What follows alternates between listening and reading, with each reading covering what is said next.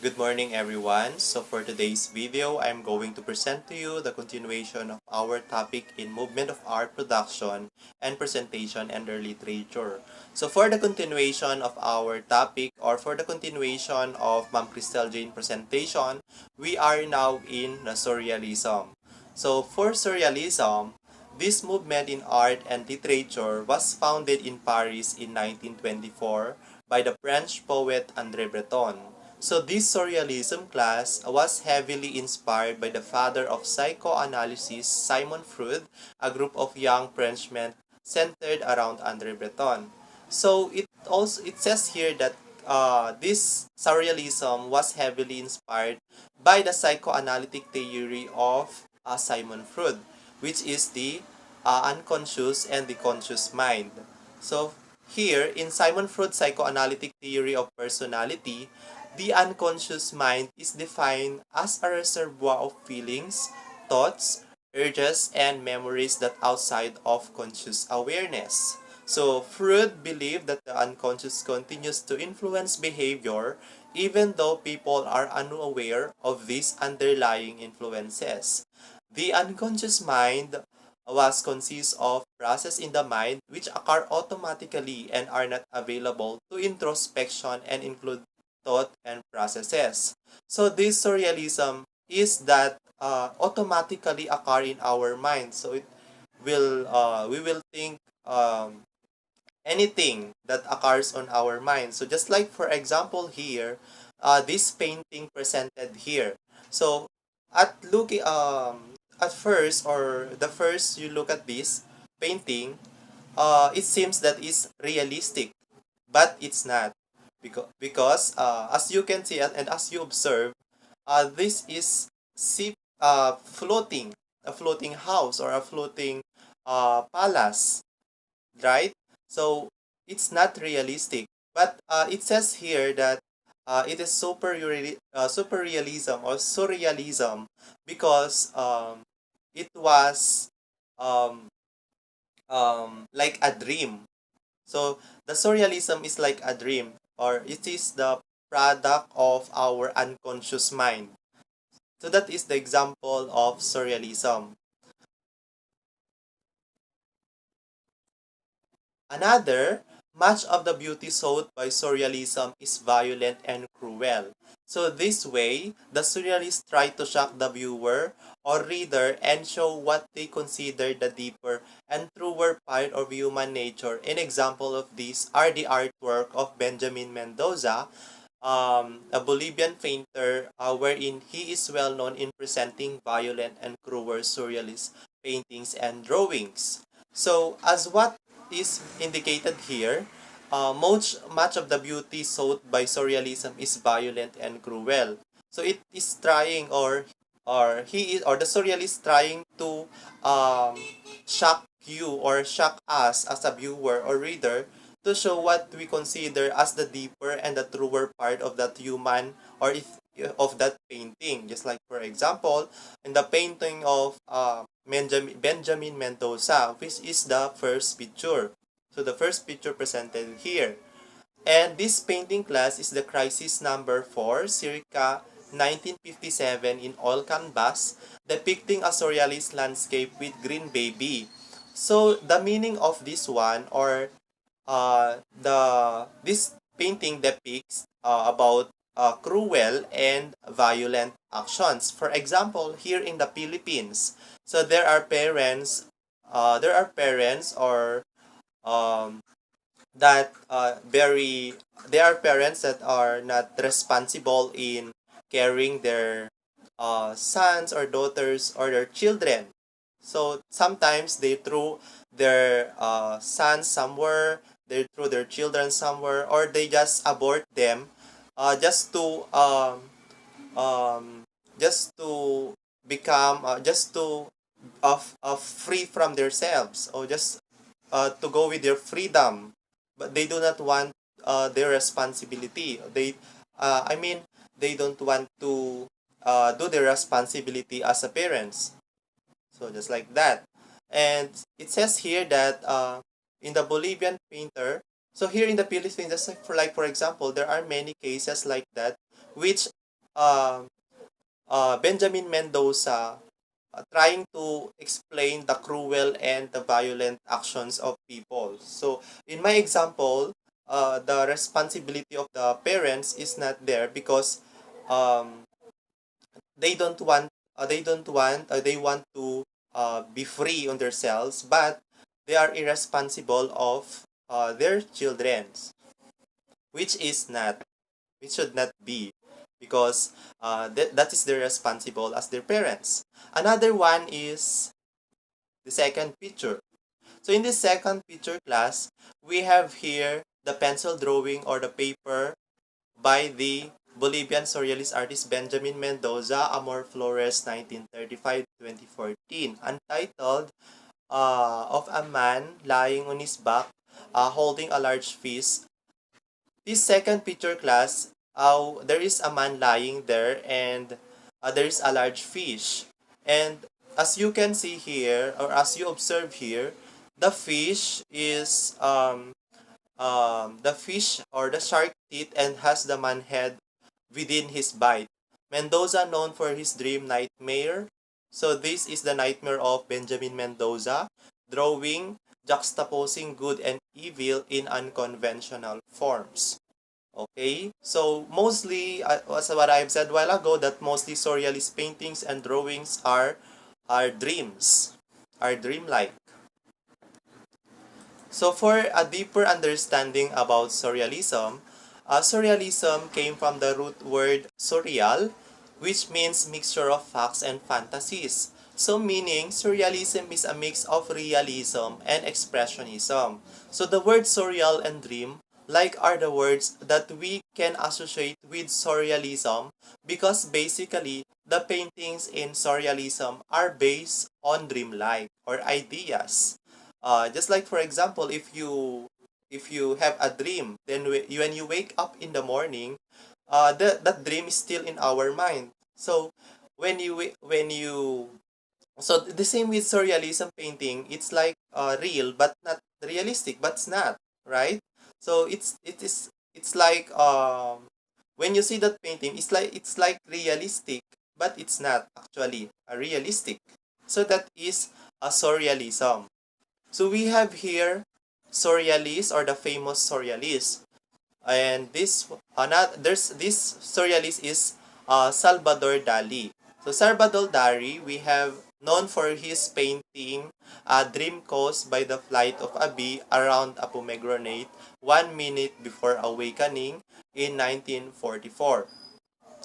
Um, this painting class depicts a woman, which is the Dali, or which is the wife of Salvador Dali, sleeping while sunbathing naked during a calm day on a rocks floating over the sea, possibly of Port Ligat. So, an elephant. So, as you can see here, class, most of the elements was put here or inserted here was depicting the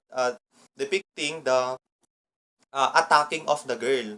So, by rendering scenes of dreamlike irrationally with a seemingly incognito precise and naturalistic form, Dali gives substance to subconscious vision and making his often strange content more palatable to viewers.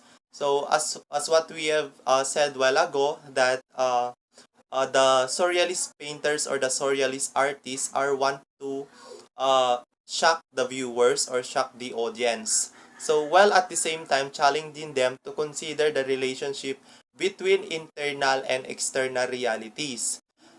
This dream class or this painting was purportedly depicts Dali's wife in the middle of a dream. So the bee and pomegranate of the title hover below Gala's body, and the fish, the tigers, and the ripple all seem poised to attack her, but they clearly stand as symbols of unconscious desires. Dali's explicit focus on dream as the stated content of the painting grounds his chaotic vision firmly in the Surrealist tradition. So Dali and many other artists in the Surrealist group were extremely interested in psychology.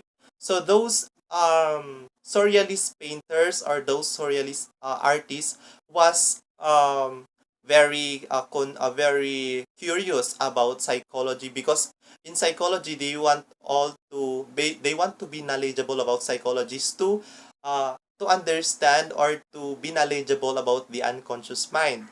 So it says here that they were particularly fascinated by the odd and even sensical juxtaposition that occurs in the dream state. So many of the surrealists were adheres to the ideas of Simon Freud. So it was, as what I have mentioned a while ago, the idea of surrealism was heavily inspired by the psychoanalysis, or the father of psychoanalysis, which is Simon Freud, and whom Dali met in the late 1930s. Following Freud, this artist understood the imagery of dreams to have multiple possible symbolic meanings, and created paintings like this one that explored those complexities. Often, as in Dream, caused by the flight of a bee, sexuality was central theme in these works.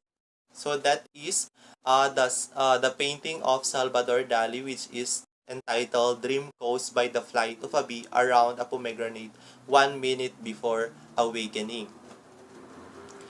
Another famous surrealist class is René Magritte. So we have here the Galconda, which is painted by René Magritte, which is depicts a scene of nearly identical men dressed in dark overcoats and bowler hats. As you can see, or as you observe in this painting class, it seems that this painting was drops of heavy rain. So there are people here which is described as drops of a heavy rain or be floating like helium balloons, but there's no actual indication of motion. So against a backdrop of buildings and blue sky, and the men are spaced in hexagonal grids facing the viewpoint and exceeding back in grid layers. So Magritte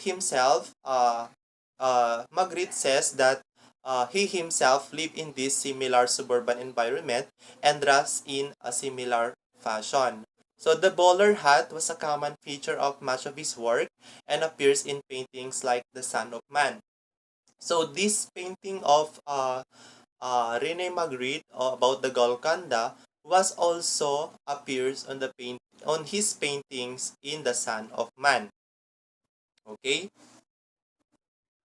So this is the another painting of Rene Magritte, which is The Son of Man. Um, this ay another explanation pala, or for the deeper explanation about this Galconda. And I have searched some of the informations, which is Galconda was found on the poet of Scotineer, and this city was a ruined city during the mid 14th century and on the 17th century, which has a synonym on the Oxford Dictionary of uh, the wealth of man. So another painting of Rene Magritte was The Son of Man. So painted the Son of Man as a self-portrait. So the Son of Man class has become the most iconic image of Surrealism movement. So the painting consists of a man in overcoat bowler. So just like the painting in Galconda, uh, it has also consists of a man in an overcoat and bowler, hat is standing in front of a short wall, beyond which is the sea and cloud sky, and the man's face is largely obscured by a hovering green apple. However, the man's eyes can seen peeking over the edge of the apple. So another picture is this man's left arm appears to bend backward at the elbow. So any question on Surrealism? So that is the Surrealism class. We have also number 8. We are now on number 8, which is the Expressionism. So according here, this method was introduced in Germany during the first decade of the 20th century. its influence was felt by the European artists from the 1910 up to the present. Based on my research on expressionism class, and based on this indicated meaning here or definition here, so those method was introduced in Germany during the first decade of the 20th century and was felt by the European artists from 1910 up to the present. It was na-discover siya yung expressionism or ginawa siya yung expressionism because of those happening during the past times or during those uh, war on the Germany. And there are some informations that it is because of the violent actions or the cruel actions of those people during that time. So the irresponsibility of people during that time. Just like in Surrealist, it also has dark um, experiences or dark happenings in expressionism. So it says also here in expressionism that it also seemed to have influenced the playwrights in English and Filipino like the work of Amelia Lapenia Bonifacio in Sepang Loca. So this expressionism class is also influence of the playwrights, and those playwrights was also written in English and Filipino. So in those books or in those written playwrights, while is or it signifies or it consists of stories which has seems which has talk about the different actual experience or the different happenings during the past times or the different violent actions, the different cruel actions during the past times or even the times of our ancestors. So, the example of expressionism class is the Sepang Loka and others, uh, done or which is made by Amelia Lepeña Bonifacio. She is a Filipino writer class. Okay.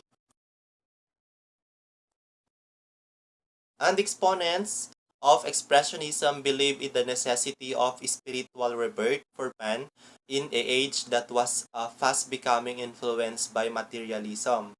So it was also believed that the necessity of spiritual rebirth for a man in an age that was fast becoming influenced by the materialism. Another example of expressionism class is the Poldo Mall's paglilitis ni Mang Serapio, 1969, and the Rual Aguilas Mapait sa Bao are plays which depicted the idea of rebirth and of individual as possibly only within the content of transformation of the entire society. So these two examples here, indicated here, was the content or it was the idea of rebirth of the individual as possible only within the content of transformation of the entire society. So the emotional expressions in expressionistic paintings could be described as involving pathos, morbidity, yung mga there are some disease or there are some um, dark happenings during that times or dark or violent happenings during that times like what is happening during what is happening right now like the pandemic. So that those are the things that was written on expressionism, and those are based on expressionist. These are also based those morbidity or those what is happening right now was also based on expressionism. Just morbidity class like the diseases, like the viruses that was happening during those times. So those are example of expressionism or chaos, and another one is the tragedy, the wars or the war that happens during those times, the dark happenings during that time. So it sometimes portrays defeat or defeat I should say defeat. So, yung pagkatalo. Another one, we have also here, another examples or another paintings in expressionism, which is the scream painting. That this was painted by Edward Munch. The scream painting is one of the most famous works of this period.